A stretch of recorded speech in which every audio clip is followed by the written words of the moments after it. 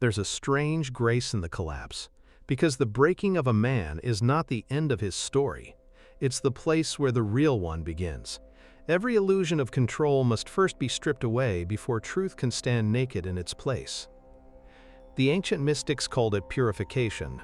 The prophets called it wilderness. Psychologists call it ego death, but they all point to the same truth. What is false must die for what is real to be born. Look across history. Every life chosen for divine purpose first walked through desolation. Moses in exile, Joseph in chains, David in the caves. Each one broken, emptied, reduced to almost nothing. Yet in that emptiness something sacred stirred. The desert became a womb. That's the paradox of divine breaking. It feels like destruction, but it's actually creation in disguise. The seed does not mourn when the soil splits it apart. The clay does not protest when the potter crushes it down to reshape it anew. And yet, when it happens to us, we resist with everything we have. We fight to keep the life that's dissolving instead of surrendering to the life waiting beneath it. You see, before God entrusts anyone with real influence, He dismantles the self that craves it. Pride cannot carry divine weight. It will always collapse under glory. So He breaks the outer shell, the achievements we cling to, the certainty we hide behind, the identities that make us feel safe. It hurts, it confuses, but it saves. The breaking teaches humility, the sacred humility that says, I cannot do this by myself. Until that moment, we still believe we can earn peace by performance, earn love by perfection. But when everything falls, when even our prayers echo back with silence, something inside finally whispers, maybe this isn't about what I can do for God, but what God is doing through me. That shift changes everything. Brokenness becomes the doorway through which power flows. Not the human kind built on control, but the divine kind born of surrender. When you stop fighting the fall, you start feeling the wind beneath it. In comes Sheol. Consider Peter, full of zeal, confident enough to walk on water, bold enough to swear loyalty unto death, and then shattered by his own weakness when the rooster crowed. That moment of collapse wasn't failure. It was transformation. The rock was formed not by strength, but by tears. In the breaking, Peter was emptied of himself so that grace could finally fill the space. And then there was Paul, blinded on the road, stripped of his titles, shattered by a light too pure for the ego to behold. His eyes closed to the world so that his soul could finally see. The persecutor became the apostle, not through achievement, but through annihilation. Every man who carries light has first been struck by it. Breaking dismantles certainty. It confronts the parts of us that believe we know who we are, what we want, how life should unfold. When the scaffolding falls, what remains is the raw foundation of faith, the quiet trust that says, even now, something sacred is being built. Sometimes God's love looks like loss. Sometimes His mercy looks like the end of something we thought we needed. He takes what we cling to, not because He is cruel, but because we've mistaken the wrapping for the gift. You see, the man who has never been broken often mistakes himself for his own creator, but the one who has fallen to dust and found God there knows the truth. Power belongs only to the surrendered. The broken man walks differently. His steps are slower, softer. Like Jacob, he limps with wisdom. He no longer boasts of his strength, but marvels that grace still carries him. That limp is holy. It's the mark of one who wrestled with God and survived. It says, I no longer walk by my will, but by His. I no longer run ahead. I lean, nigh lean. And leaning, that's the lesson few learn willingly. Dependence feels like weakness until you've tasted the exhaustion of self-reliance. But when you have nothing left to prove, dependence becomes freedom. It's not submission to fate. It's alignment with purpose. The world teaches us to be strong, to never break, to hold everything together. But heaven teaches the opposite. It whispers, let it fall. Because what cannot be broken cannot be transformed. The breaking is not a curse, it's a kind of sacred surgery. God cuts where the infection hides. He removes what blocks the flow. He takes away what was never meant to stay, until only what is eternal remains. And though it feels like loss, it is actually liberation. The broken man begins to see differently. He looks at his failures and finds wisdom in them. He looks at his pain and discovers depth. He realizes that the things that once humiliated him are the very things that humanize him. Through suffering, empathy is born. Through loss, compassion grows. Through humility, the soul becomes transparent enough for the light to shine through.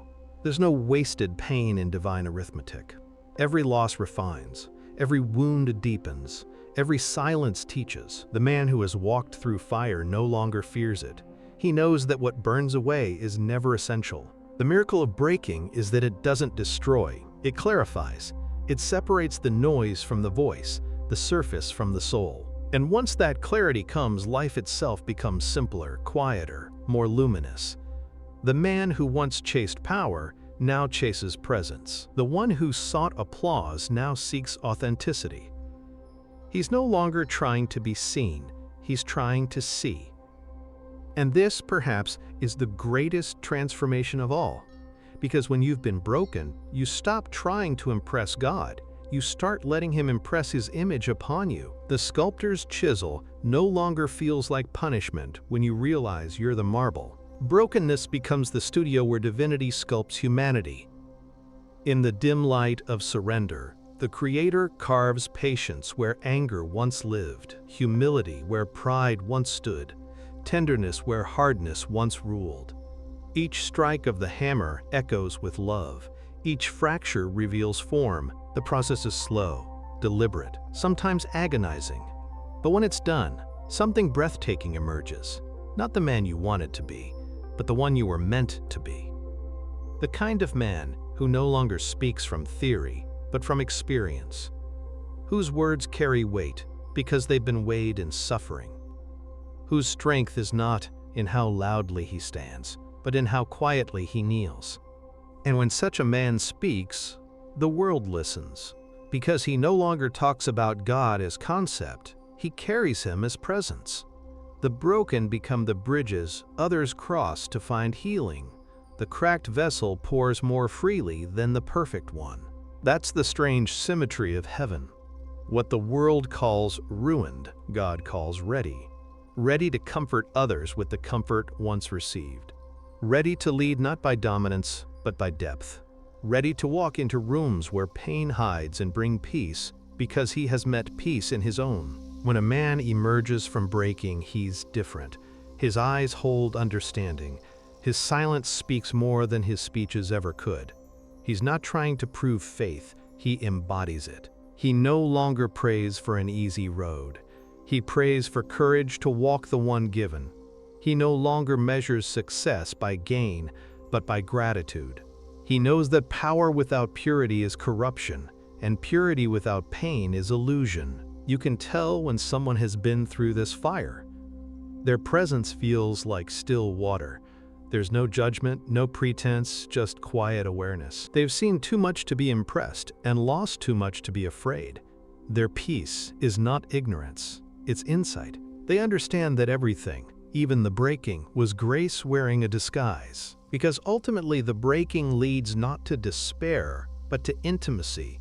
It strips away the distance between the human and the divine. When all else is gone, what remains is union, the simple, radiant, knowing that God is not out there fixing life, but in here, transforming the heart that lives it. Endes Noach. So if you find yourself in a season where everything seems to fall apart, pause before you call it punishment. Maybe it's preparation. Maybe heaven is rearranging the architecture of your soul. Maybe the walls collapsing are the ones keeping you from light. Don't rush the process. Let the breaking do its sacred work. Cry if you must, question if you must, but do not quit.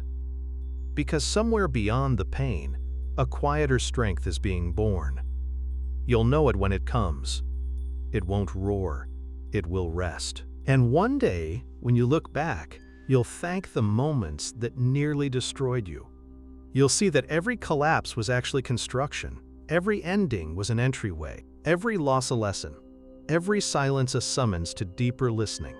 And that's how God writes stories, backwards, in paradoxes, in patterns that only make sense when you stand in the light they created. You thought you were breaking down, you were breaking open, and so walk gently.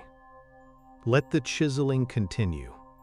Be patient with the parts of you still in process, for what God breaks, He also blesses. And the man who learns to bow under the hammer will someday rise with the glory of the finished statue.